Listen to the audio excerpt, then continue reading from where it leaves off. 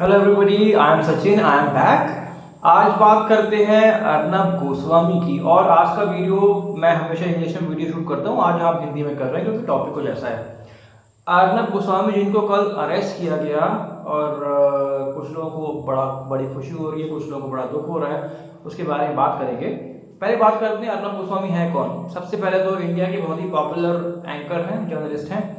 इनकी शुरुआत हुई थी 98 में। टेलीविजन की बात कर रहा हूँ मैं, प्रिंट की बात नहीं कर रहा। 98 में जब एक चैनल आया था स्टार न्यूज़, जिसको आजकल आप एबीपी न्यूज़ के नाम से जानते हो। Star news was completely produced by NDTV, यानी कि वो एनडीटीवी था, केवल नाम स्टार न्यूज़ था।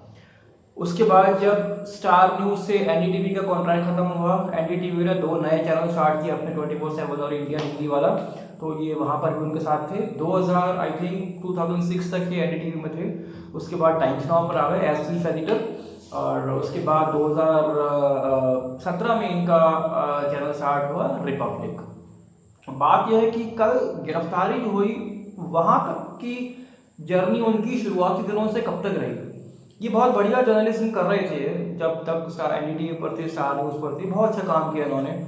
उसके बाद टाइम्स नाउ पर आए, टीआरपी की दौड़ होने लगी, टीआरपी इंपॉर्टेंट होने लगी। टीआरपी क्या होती है ये आपको पता होगा, वरना मैं किसी और वीडियो में समझाता हूँ। टीआरपी बहुत इंपॉर्टेंट है रेवेन्यू जनरेट करने के लिए एडवर्टाइजिंग से।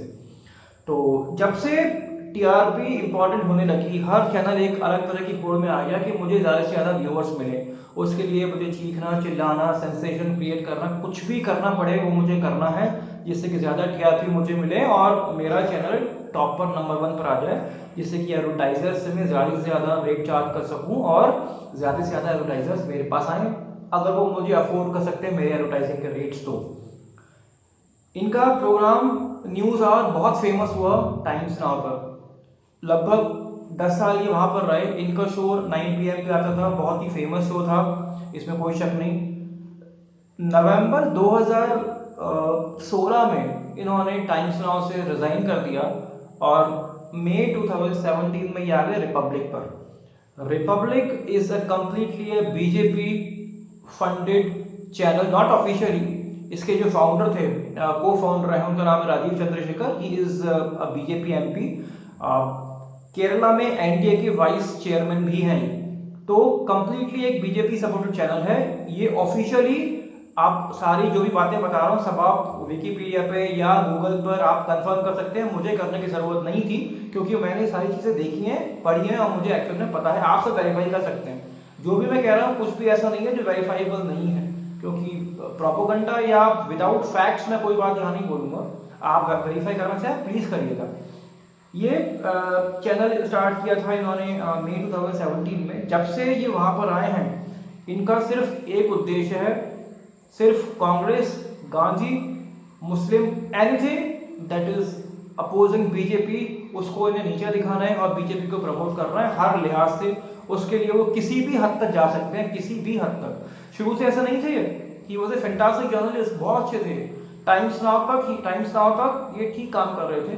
बेगान वहीं से शुरू हो गया था, लेकिन रिपब्लिक के मानने में आने के बाद पूरा इनका स्टैंडर्ड खत्म हो गया। सिर्फ चीखना चिल्लाना, सिर्फ प्रोपोगंडा, सेंसेशनलिज्म, चाहे वो टीआरपी के लिए हो, चाहे वो अपनी पार्टी को सपोर्ट करने के लिए हो। अच्छा, एक बात और, इनके फादर एक वॉज ए बीजेपी कैंडिडेट। 96 या 98 में इन्होंने चुनाव लड़ा था, असम से ही कहीं, आई थिंक गुवाहाटी से। वो हार गए थे। तो officially he is from that particular party, but वो कोई गुनाह नहीं है, उसमें कोई गलत बात नहीं है। अगर आप अपना काम सही कर रहे हैं, अगर आप सही काम कर रहे हैं, if you are from one political party, no issues. लेकिन अगर आप काम सही कर रहे हैं तो, लेकिन जो काम है वो, अभी मैं एग्जांपल देता हूँ। जब इनका रिपब्लिक शुरू हुआ था, पहले दिन से ही इन्होंने लालू प्रसाद यादव का कोई केस इन्होंने डिस्कस किया था, और वही जो सेंसेशनलिज्म करना है कि ब्रेकिंग न्यूज़ और nation wants to know, Lalu Prasad Yadav का कोई केस लेके आए थे वो। टाइम्स नाउ जो इनका पहला चैनल था, मतलब इसके पहले उन्होंने उन पर केस कर दिया कि भाई आप जो इन्वेस्टिगेशन, जो रिपोर्टिंग आपने टाइम्स नाउ पर रहते हुए की थी, वो आप यहाँ कैसे कर रहे हैं, ये राइट तो टाइम्स नाउ के पास है। तो वो केस अभी भी चल रहा है कोर्ट में, देखते हैं क्या होता है उसका। शशि थरूर का की वाइफ जो डेथ हुई थी, अभी भी समझ में नहीं आया एग्जैक्टली क्या हुआ था, क्या क्या नहीं कहा उसके बारे में, क्या क्या प्रोपेगेंडा क्रिएट नहीं किया। इन्वेस्टिगेटिव एजेंसी के पास कोई सबूत नहीं, सारे सबूत इनके पास है। लेटेस्ट रिया चक्रवर्ती, सुशांत सिंह राजपूत, ये शायद बात 80% इंडिया को पता है कि इन्होंने क्या किया था। किसी को के पास कोई सबूत नहीं, हर कोई कह रहा है कि सुसाइड है। हालांकि इवन आई वाज शॉक, कितना स्मार्ट लड़का सुसाइड कैसे कर सकता है, लेकिन किया है तो सच्चाई से तो मैं और आप नहीं भाग सकते। बॉम्बे पुलिस के पास कोई सबूत नहीं, सीबीआई को बुलाया, इनकी प्रोपेगेंडा की वजह से प्रेशर पड़ा, सीबीआई आ गई, कोई सबूत नहीं। एनआरसी के पास मर्डर का कोई सबूत नहीं, ड्रग्स की बात मैं नहीं कर रहा हूँ, ठीक है, कोई सबूत नहीं किसी के पास, लेकिन फिर भी अरेस्ट रिया चक्रवर्ती। और सब लोग झूठ बोल रहे हैं, केवल सबूत है तो इनके पास है, लेकिन वो सबूत आप लोगों को पता कि मेरे पास है, कभी नहीं आया। अगर सबूत है आपके पास तो दिखाओ ना, अगर सबूत नहीं तो बोलो मत।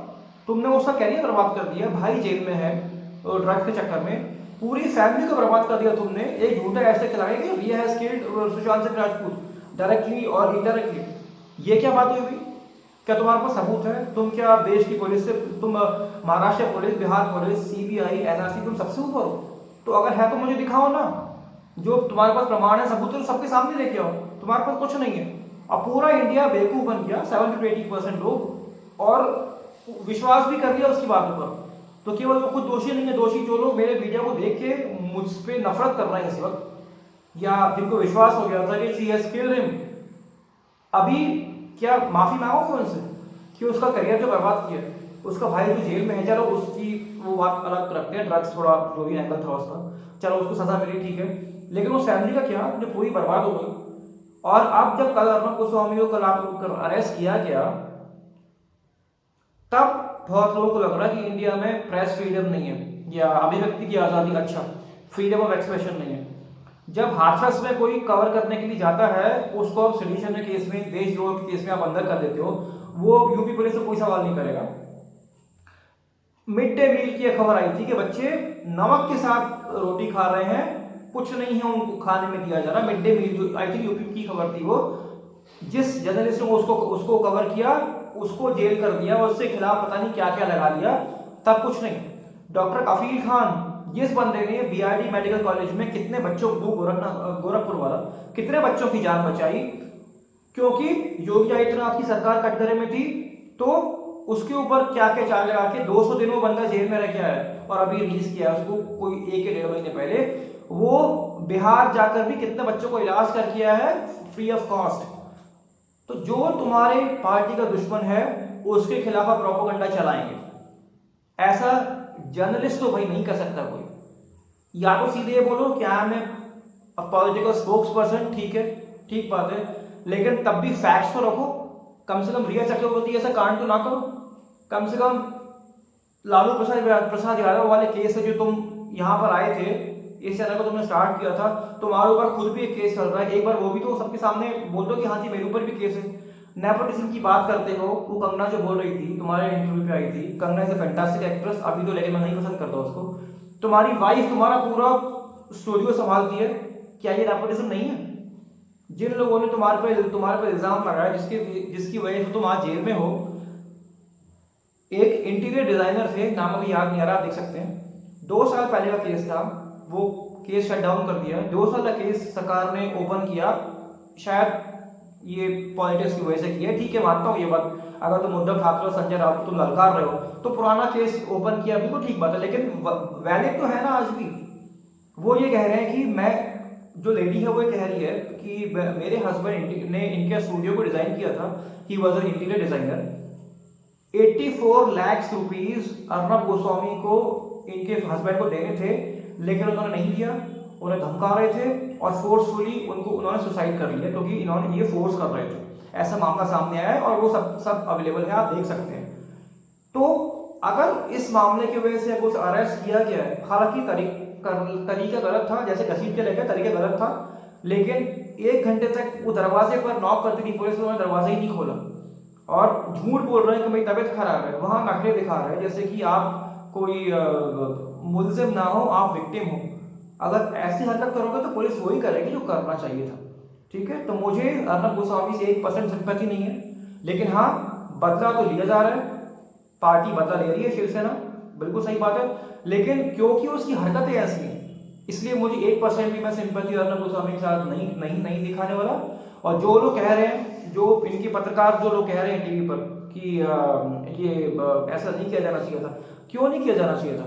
जब ये राजदीप सरदेसाई और एनडीटीवी के ऊपर तो हंसता है, जब ऐसे लोगों के खिलाफ इसने प्रोपेगेंडा चलाया कि ये लोग देशद्रोही पत्रकार हैं, ये लोग एंटी नेशनल जर्नलिस्ट हैं, समथिंग लाइक अभिसार शर्मा, जो मेरा खुद बहुत पसंदीदा है, देखिएगा उसके वीडियो बहुत काम के होते हैं, फैक्ट्स पे बात करता है। ये उन लोगों को जब एंटी नेशनल बोल सकता है तो वो पत्रकार इसके सपोर्ट पे क्यों आ रहे हैं? मुझे उन पत्रकारों से प्रॉब्लम है।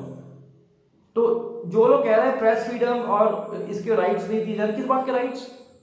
उसने रिया चक्रवर्ती को पूरा बर्बाद कर दिया, पूरी फैमिली को, शशि थरूर को पूरा बदनाम कर दिया। खुद पे इनके कितने केस हैं, और वो जो लेडी जिसने इल्जाम लगाया, जो जिसके हस्बैंड ने सुसाइड कर दिया, क्या क्या वो कुछ नहीं है? वो कुछ नहीं। सारा सारा राइट्स अर्नब गोस्वामी के पास ही है, जिसने क्या क्या कांड कर रखे हैं, जरा आप देखिएगा, मालूम चल जाएगा। तो अभी ये जो वीडियो मैंने अभी बनाया, बहुत लोगों को गुस्सा आ रहा होगा, लेकिन कोई एक भी चीज़ अगर मैंने गलत बोली हो तो वो आप लोग मुझे बताएं, कमेंट करें।